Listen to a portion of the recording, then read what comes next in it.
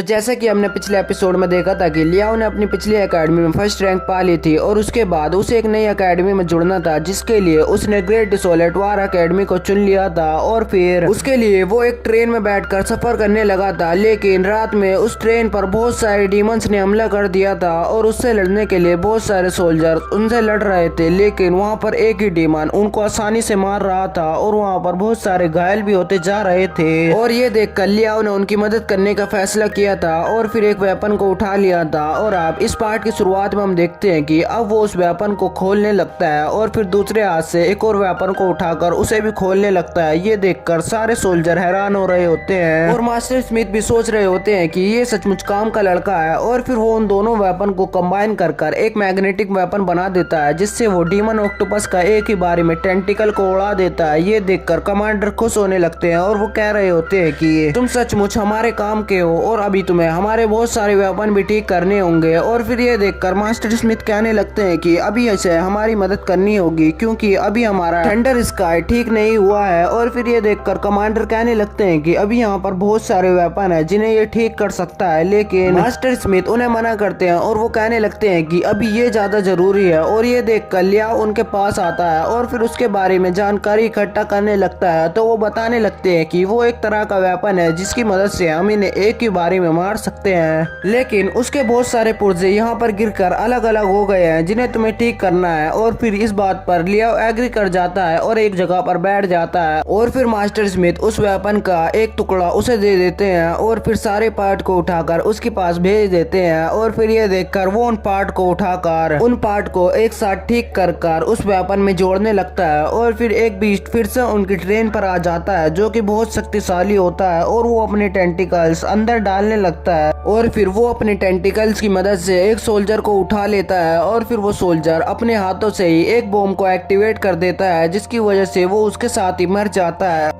और फिर हम देखते हैं कि अब भी वो उस वेपन को ठीक ही कर रहे होते हैं और उस पर फिर से कोई टेंटिकल से हमला कर देता है, लेकिन बीच में कमांडर आ जाते हैं। लेकिन वो टेंटिकल कमांडर को पकड़ लेता है और अपनी तरफ खींचने लगता है। ये देखते हुए मास्टर स्मिथ अपनी स्पिरिचुअल पावर से उस टेंटिकल को रोकने लगते हैं, लेकिन वो उन्हें भी खींच रहा होता है। ये देखकर लियाओ उनके पास जाने लगता है उनकी मदद करने के लिए, लेकिन वो उसे वापस जाने के लिए कहने लगते हैं। तो लियाओ वापस अपने काम में लग जाता है और फिर लियाओ वापस से उन पार्ट को जोड़ने लगता है और जल्दी में ही उन पार्ट को आसानी से जोड़ देता है। और फिर लियाओ की मदद से सारा सिस्टम ठीक होने लगता है। और फिर मास्टर स्मिथ ये देखकर खुश हो जाते हैं और फिर सिस्टम को एक्टिवेट कर देते हैं, जिसके अंदर से बहुत सारी मैग्नेटिक पल्स निकलती है, जिसकी वजह से वो सारे बीस्ट वहीं पर खत्म हो जाते हैं। लेकिन अब भी बहुत सारे बीस्ट बचे हुए होते हैं जिनके लिए कमांडर अपनी टोपी नीचे फेंकते हैं और वो कहने लगते हैं जल्दी से इस मशीन को उठाओ और अब मैं इन्हें आसानी से देख लूंगा। और ये देखकर सब खुश हो रहे होते हैं और अब स्काई थंडर ऊपर जाने लगता है। ये देखकर मास्टर स्मिथ कहने लगते हैं कि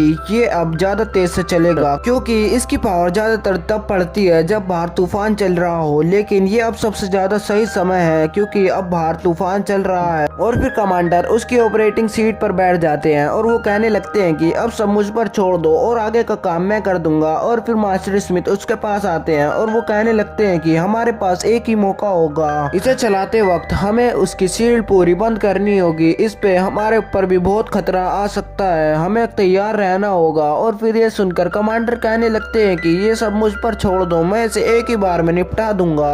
और अब कमांडर स्काई थंडर के साथ ऊपर आ जाते हैं और वो कहने लगते हैं कि जब मैं इशारा करूं तो तुम शील्ड बंद कर देना। और फिर ये देखते हुए एक सोल्जर उस शील्ड के स्विच के पास खड़ा हो जाता है और फिर वो उस मशीन को ओपन करने लगते हैं। और फिर कमांडर कहने लगते हैं कि शील्ड को ऑफ कर दो और फिर तभी वहाँ पर सारे बीस्ट अंदर आने लगते हैं और उस वेपन पर हमला कर देते हैं, लेकिन वो उस वेपन को ऑन कर देते हैं। और अब स्काई थंडर में से एक बहुत बड़ी एनर्जी आसमान की तरफ जाती है जो कि उन बीस्ट से लगती है, लेकिन वहाँ पर वो सीधी एनर्जी जाती है जिसकी वजह से वो हैरान हो रहे होते हैं और निराश भी हो रहे होते हैं। और फिर मास्टर स्मिथ को पता चलता है कि उसका एम ब्लॉक टूट गया था, एक बीस्ट ने उस पर हमला किया था जिसकी वजह से उसका एम ब्लॉक टूट गया है। और फिर ये सुनकर कमांडर निराश होते हुए नीचे आते हैं और फिर मास्टर स्मिथ बताने लगते हैं कि ये वेपन इस ट्रेन की एनर्जी से चलता है और अब ये दोबारा नहीं चल सकता है, वरना ये ट्रेन ही यहीं पर रुक जाएगी। और फिर ये देखकर वो परेशान होने लगते हैं और वो कहने लगते हैं कि बिना एनर्जी के ये कुछ भी नहीं है, ये सिर्फ एक कबाड़ा बन गया है। और फिर ये सुनकर वहाँ पर सब डरने लगते हैं और फिर यहीं पर ये पार्ट खत्म हो जाता है।